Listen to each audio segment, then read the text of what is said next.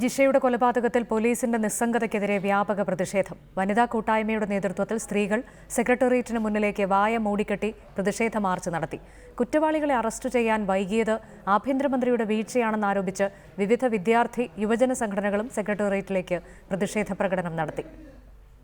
പെരുമ്പാവൂരിൽ അതിക്രൂരമായി ബലാത്സംഗത്തിനിരയായി കൊല ചെയ്യപ്പെട്ട ജിഷയ്ക്ക് നീതി ലഭിക്കണമെന്നാവശ്യപ്പെട്ടായിരുന്നു സ്ത്രീ കൂട്ടായ്മയുടെ പ്രതിഷേധം.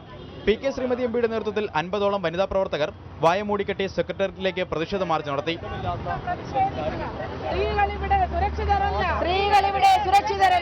കുറ്റവാളികളെ പിടികൂടാൻ പോലീസ് നിസ്സംഗത കാട്ടുകയാണെന്ന് ആരോപിച്ച് വനിതാ പ്രവർത്തകർ MG റോഡ് ഉപരോധിച്ചു.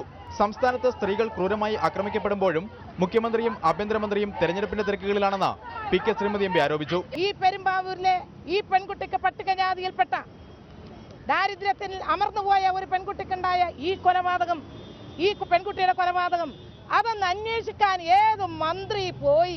ജിഷയുടെ കൊലപാതകത്തിൽ സമയബന്ധിതമായി സമഗ്ര അന്വേഷണം പൂർത്തിയാക്കണമെന്നാവശ്യപ്പെട്ട് SFIയുടെ നേതൃത്വത്തിലും പ്രതിഷേധം സംഘടിപ്പിച്ചു. SFI പ്രവർത്തകർ യൂണിവേഴ്സിറ്റി കോളേജിൽ നിന്ന് സെക്രട്ടേറിയറ്റിലേക്ക് മാർച്ച് നടത്തി.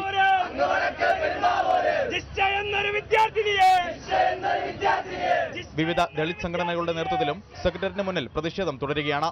റിപ്പോർട്ടർ, തിരുവനന്തപുരം.